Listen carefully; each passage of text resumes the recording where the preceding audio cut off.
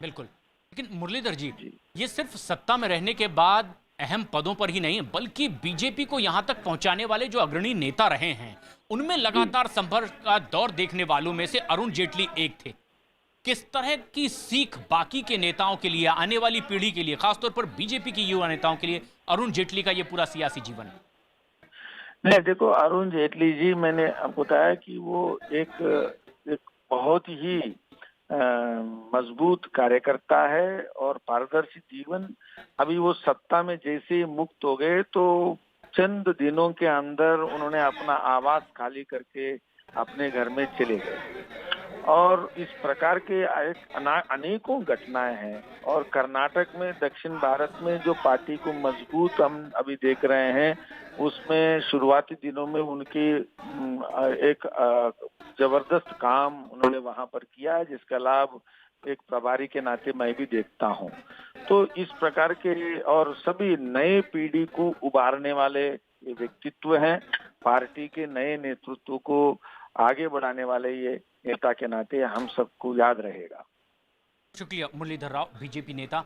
और लगातार वो ये कह रहे हैं कि उनका कृतित्व, उनका कार्यकाल, उनका काम, उनकी प्रेरणा हर बीजेपी नेता को याद रहेगा। और राजनीतिक दलों से, दूसरे राजनीतिक दलों से, भले ही चाहे उनके वो राजनीतिक विरोधी क्यों ना हो, जिस तरह के संबंध थे, वो भी प्रेरणा लोगों को लेने की बात कि आखिर किस तरह से सियासत में रहते हुए भी दूसरे राजनीतिक दलों से। और ये वो तमाम तस्वीरें हैं जो हम अपने दर्शकों तक पहुंचा रहे हैं, अतीत के पन्ने फेरकर किस तरह का सफर अरुण जेटली का रहा है सामाजिक जीवन में, राजनीतिक जीवन में। अटल बिहारी के साथ लगातार जिस तरह से राजनीति में वो सक्रिय रहे, प्रथम पंक्ति के नेता माने जाते रहे बीजेपी में, ना सिर्फ तब जब बीजेपी सत्ता में है, बल्कि तब जबकि लगातार संघर्ष का एक लंबा दौर बीजेपी ने भी देखा है। और ऐसे में ये एक बड़ी मुश्किल की घड़ी भी बीजेपी के नेता मान रहे हैं। और इस वक्त हमारे साथ मेरे वरिष्ठ सहयोगी अमीश देवगन भी मौजूद हैं। अमीश, जैसा कि लगातार ये कहा जा रहा है, उनकी वाकपटुता और सब्जेक्ट को किस तरह तथ्यों और तर्कों के साथ सामने लाया जाए, क्या ये भी एक प्रेरणा की बात थी अरुण जेटली, और इसलिए भी वो उनके आइडियल थे तमाम बीजेपी नेताओं? जी, निश्चित तौर पर उनका आखिरी भाषण ही याद करिए। राफेल का मामला इतना गंभीर चल रहा था और किस तरह से राहुल गांधी ने आरोप लगाए थे और किस तरह से अरुण जेटली को मैंने पहली बार बहुत ज़्यादा एग्रेसिव देखा था। उनके तेवर बड़े तल्ख थे। तो और किस तरह से वो पॉइंट वाइज जो कि राहुल गांधी ने ब्लेम करा था, कांग्रेस पार्टी ने ब्लेम करा था, उसका जवाब दे रहे थे। और मैं आपको बताऊं, अरुण जेटली को मैंने कई बार इंटरव्यू करा है, मतलब I am a business journalist, तो मैंने कई बार अरुण जेटली को इंटरव्यू किया। जब वो विपक्ष में होते थे तब भी हमने उनसे बातचीत करी। हर बार मुझे लगता है कि जब बीजेपी फंसी हुई होती थी, हर बार अपने तर्कों से चीज़ों को जिस तरह से वो संभालते थे। I still remember the episode of Jinnah और अडवाणी जी का जो मामला हुआ था पाकिस्तान के अंदर। उसके बाद जिस तरह से अरुण जेटली ने एलके अडवाणी का डिफेंस करा था, मुझे नहीं लगता कोई भी नेता भारतीय जनता पार्टी का कर पाए। मुझे सिर्फ एक ही नेता भारतीय जनता पार्टी का ध्यान में आता है, वो प्रमोद महाजन। प्रमोद महाजन के बाद, प्रमोद जी के बाद मुझे लगता है अरुण जेटली एक ऐसे व्यक्तित्व था जो वाकई चीजों को समझते थे और उसको ट्विस्ट भी कर सकते थे अपनी बातों से, अपने तर्कों से।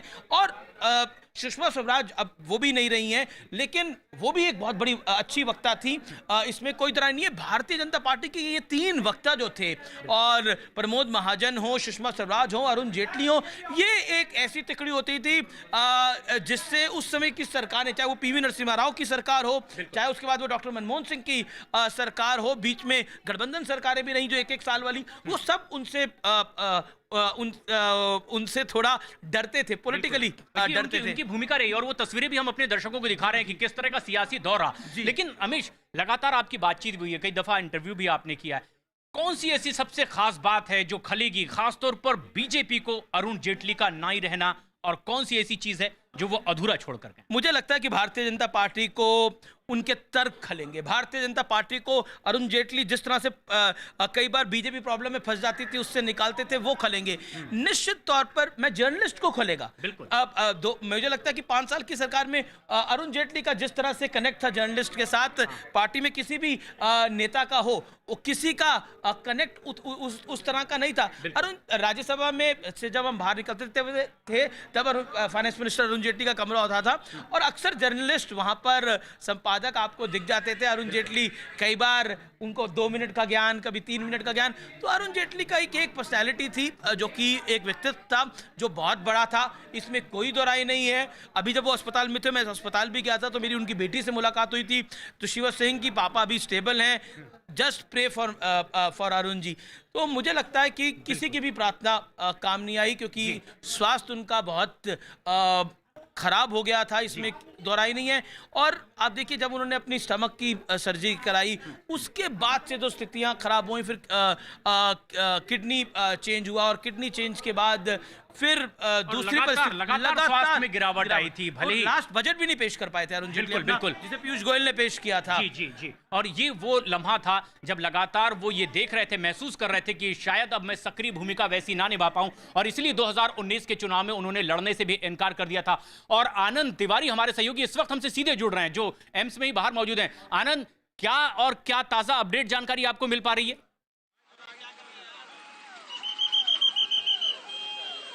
जी देखिए प्रशांत, अभी दिल्ली पुलिस से जानकारी मिली है कि एम्स में जो ओम बिड़ला हैं, लोकसभा स्पीकर हैं, वो कुछ देर में यहाँ पे पहुंचने वाले हैं। और लगातार जो वीआईपी मूवमेंट है यहाँ पर हो रही है, इसलिए ट्रैफिक पुलिस जो है आप देख सकते हैं यहाँ पर पूरी तरह से डिप्लॉय कर दी गई है। तमाम जो सीनियर अफसर हैं उनकी गाड़ी दिल्ली पुलिस की अभी इस गेट से अंदर गई है। अमूमन ये वो गेट है 1 नंबर का, जिससे जो भी अगर अंदर आएगा तो इसी से बताया जा रहा है वीआईपी, इससे या जो तीसरा नंबर गेट है उससे तमाम जो वीआईपी हैं वो लोग अंदर जाएंगे। अभी दिल्ली पुलिस के अफसर अंदर मौजूद है। उनका कहना है कि अभी जो मैसेज आया है वायरलेस सेट पे, वो ओम बिड़ला का आया है कि कुछ देर में यहाँ पहुंच रहे हैं। लेकिन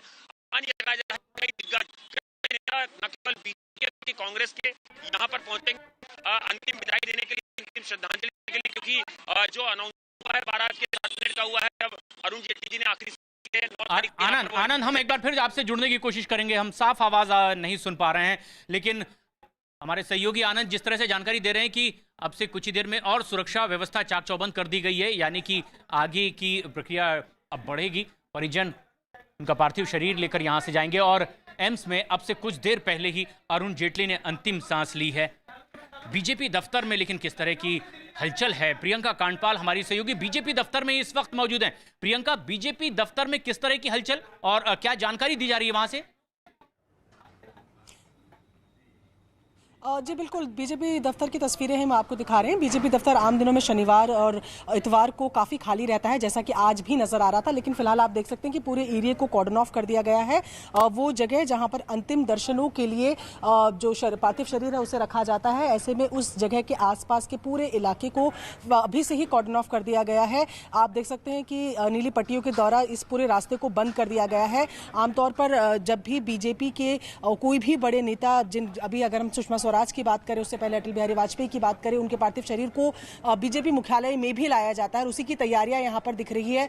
ये वो हॉल है जहां पर पार्थिव शरीर को रखा जाता है, और उससे पहले की जो पूरी तैयारियां हैं वो यहां पर हो रही है। उम्मीद जताई जा रही है कि अरुण जेटली के पार्थिव शरीर को भी जो तमाम कार्यकर्ता हैं उनके अंतिम दर्शनों के लिए बीजेपी हेडक्वार्टर में लाया जाएगा। उसी के चलते यहां पर हलचल तेज हो गई है। कुछ देर पहले ही सबको जानकारी मिली है। ऐसे में बीजेपी में शनिवार के दिन भी अब लोगों का आना शुरू हो रहा है। तैयारियां जिस तरीके से हमने दिखाई यहां पर लगातार चल रही हैं। जी, आप बनी रहे हमारे साथ। आनंद तिवारी एम्स के बाहर ही मौजूद हैं। आनंद, आप क्या ताजा जानकारी आपके पास में इस वक्त?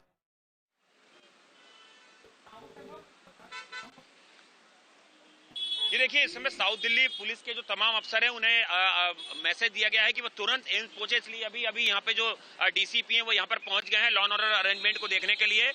जो ट्रैफिक पुलिस है उसको भी डिप्लॉय कर दिया गया है पूरे एम्स के बाहर। आप देख सकते हैं जिस तरह से मीडिया का जमावड़ा है, यहाँ पर ट्रैफिक पुलिस कर्मियों को तैनात कर दिया गया है, क्योंकि ट्रैफिक और लॉ एंड ऑर्डर सिचुएशन खराब ना हो, क्योंकि काफी व्यस्ततम ये इलाका है, क्योंकि वीआईपी मूवमेंट आना यहाँ पे शुरू हो जाएगी। जिस तरह से कुछ देर में यहाँ पर लोकसभा स्पीकर पहुंचने वाले हैं, और भी कई दिग्गज जो पार्टी के बड़े नेता हैं वो यहाँ पर पहुंचेंगे। इसको देखते हुए यहाँ पर जो सीनियर अफसर है उनको यहाँ पे भेज दिया गया है। और बिल्कुल ये एम्स का वो इलाका, यहाँ पर लगातार हम लोग कवरेज कर रहे हैं जब से अरुण जेटली जी यहाँ पर एडमिट थे। आगे जो आप देख रहे हैं बिल्कुल वहां पे जो ब्लॉक है उसमें अरुण जेटली जी एडमिट थे। 9 तारीख से उनका इलाज यहाँ पर चल रहा था। डॉक्टरों की, एक स्पेशलाइज्ड डॉक्टर की जो टीम थी वो इनका इलाज यहाँ पर कर रही थी। और आप देख सकते हैं यहाँ पर अचानक से जो भीड़ है वो अचानक से बढ़ गई है, क्योंकि कई वीआईपी मूवमेंट है वो थोड़ी देर में यहाँ पर आना शुरू हो जाएंगे। हालांकि अब तक इस गेट पे हम यहाँ पे खड़े हुए हैं, अभी तक ऐसा किसी भी कोई पॉलिटिशियन की गाड़ी यहाँ से अंदर हमें जाती नहीं दिखी है। लेकिन जो पुलिस से जानकारी मिल रही है कि जो लोकसभा स्पीकर हैं वो कुछ देर के अंदर यहाँ पर पहुंचने वाले हैं। तो उम्मीद ये जताई जा रही है कि धीरे धीरे जो बाकी और भी जो नेता हैं वो यहाँ पर धीरे धीरे पहुंचना शुरू हो जाएंगे। बिल्कुल आनंद, तो ये तस्वीरें भी एम्स के बाहर की हमारे दर्शक देख रहे हैं। अतीत के भी कुछ पन्ने और ऐसी तस्वीरें जो सियासी सफर को दिखाता है अरुण जेटली के, किस तरह का एक लंबा संघर्ष जो बीजेपी का रहा सत्ता में आने से पहले तक का, लगातार अग्रणी पंक्ति में अरुण जेटली शामिल रहे। कई दफा देश का इन्होंने बजट पेश किया है और एक ऐसा ही बजट बस्ता लेकर के संसद में दाखिल होते हुए पिछले दिनों की यह तस्वीर है। हालांकि पिछला चुनाव उन्होंने 19 का नहीं लड़ा था। गृह मंत्री अमित शाह ने भी ट्वीट किया। उन्होंने कहा कि अरुण जेटली का निधन उनके लिए एक व्यक्तिगत क्षति है। जब कभी ऐसा मौका होता था वो उनसे मिलने पहुंचते थे, मंत्रणा करते थे। और तमाम ऐसे राजनीतिक दल की ओर से जो प्रतिक्रिया आ रही है कि जब कभी कोई नाजुक लम्हा होता था, मसला और मुद्दा होता था, अरुण जेटली टेक्निकली उससे निपटने के लिए मंत्रणा करते और बीजेपी की राह आगे बढ़ाते नजर आए हैं। कुछ पुरानी ऐसी ही तस्वीरें, किस तरह का सियासी सफर अरुण जेटली का रहा है। छात्र जीवन से ही वो राजनीति में सक्रिय रहे, लेकिन बीजेपी को एक लंबा संघर्ष भी करना पड़ा है सत्ता तक पहुंचने के लिए। और तमाम वरिष्ठ नेताओं के साथ और प्रधानमंत्री ने भी ट्वीट कर दिया है और अरुण जेटली के निधन पर उन्होंने दुख जताया है। ये बेहद अहम वक्त है जबकि अरुण जेटली के निधन की खबर एम्स से आती है। प्रधानमंत्री नरेंद्र मोदी विदेश दौरे पर हैं और उन्होंने भी ट्वीट किया है और उन्होंने लिखा है कि राजनीति की एक महान शख्सियत का ये निधन है और ये व्यक्तिगत तौर पर उनका एक नुकसान है। और प्रधानमंत्री नरेंद्र मोदी का भी ये ट्वीट, अमित शाह गृह मंत्री ने भी ट्वीट किया।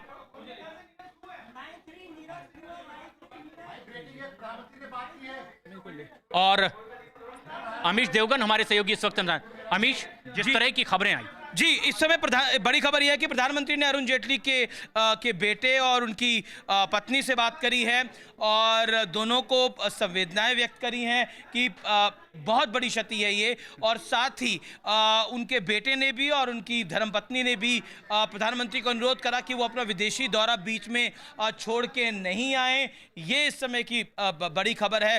प्रधानमंत्री को जैसे ही पता लगा, प्रधानमंत्री ने सब कुछ छोड़कर अरुण जेटली के परिवार के साथ बात करी और प्रधानमंत्री ने बोला मैं तुरंत आ रहा हूं वापस, लेकिन परिवार ने बोला कि ये देश का काम आप कर रहे हैं, कृपया करके इस काम को बीच में छोड़ के मत आइए।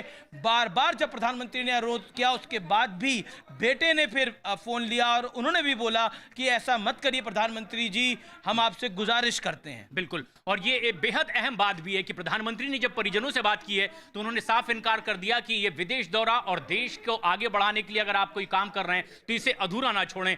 लेकिन ये भी एक बेहद अहम बात है कि अमित शाह जो कि हैदराबाद में थे, जिन्होंने अब से कुछ देर पहले ही कहा था कि 370 खत्म करके हमने सरदार पटेल के सपनों को पूरा किया है, वो अपना इस पूरी यात्रा को, दौरे को बीच में छोड़कर वापस आ रहे हैं। लेकिन अनुराग ढांडा इस वक्त एम्स में मौजूद हैं। अनुराग, क्या ताजा जानकारी आपको मिल रही है?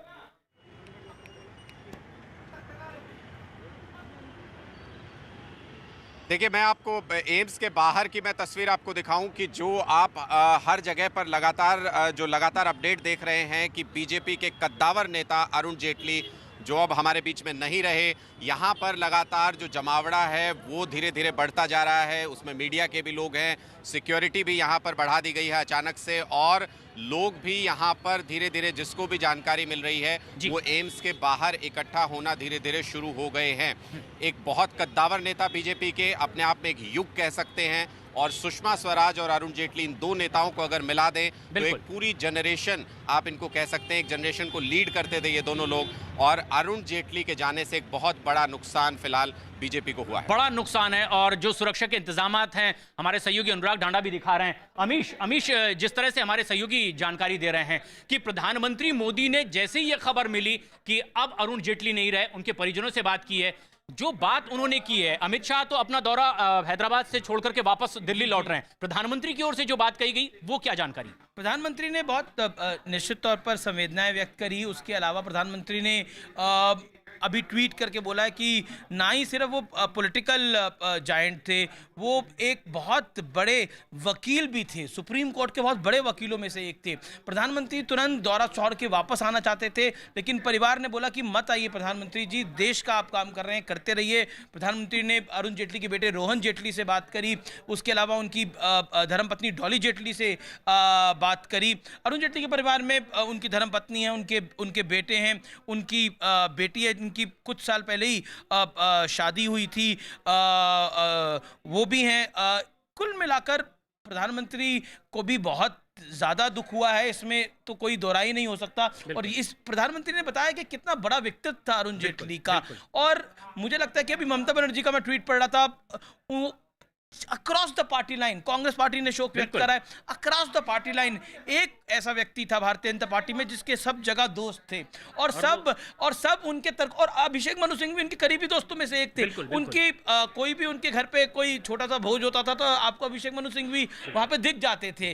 तो निश्चित तौर पर उनकी, और मुझे लगता है कि चाहे वो पत्रकार हो, चाहे वो वकील हो, चाहे वो नेता हो, चाहे वो अक्रॉस द पार्टी कलीग्स हो, सबके साथ अच्छे संबंध, नए जितने प्रवक्ता हैं, चाहे वो संबित पात्रा हो, चाहे वो सुधांशु त्रिवेदी हो, सबको बहुत अच्छे से, खासतौर पर संबित पात्रा सलीके के प्रवक्ताओं को बहुत अच्छे से ग्रूम करा अरुण जेटली ने। सुधांशु त्रिवेदी थोड़े सीनियर हैं, लेकिन उसके अलावा जो भारतीय जनता पार्टी की एक ब्रिगेड थी जिसमें निर्मला सीतारमण है, या फिर पीयूष गोयल हैं, अब या फिर धर्मेंद्र प्रधान है।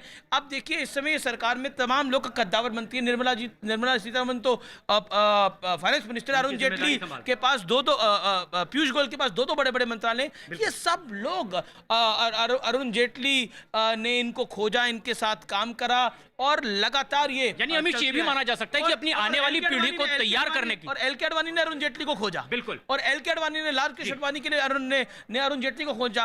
आज बहुत दुख हो रहा होगा लाल कृष्ण आडवाणी को, उनके दो बड़े चेहरे सुषमा स्वराज और अरुण जेटली इस दुनिया में नहीं है। वाकई एल.के. आडवाणी को बहुत दुख हो रहा है। राज्यसभा में जब नेता प्रतिपक्ष बनाने की बात आई थी, लालकृष्ण आडवाणी ने ही ये जिम्मेदारी देनी चाहिए उन्हें कि अब ये जिम्मेदारी अगर अरुण जेटली निभाएं तो बेहतर भी होगा। लेकिन ये एक अहम लम्हा है। अमीश भी जिस तरह से हमारे सहयोगी बता रहे हैं कि ना सिर्फ बीजेपी में बल्कि अलग अलग राजनीतिक दलों के लोग भी जिस तरह से प्रतिक्रिया दे रहे हैं, पश्चिम बंगाल के मुख्यमंत्री, पंजाब के मुख्यमंत्री कैप्टन अमरिंदर सिंह, और दुख जताया जा रहा है, ये कह रहे हैं कि सिर्फ बीजेपी के लिए नहीं बल्कि भारत में सियासी दुनिया के लिए एक बड़ा नुकसान ये है। और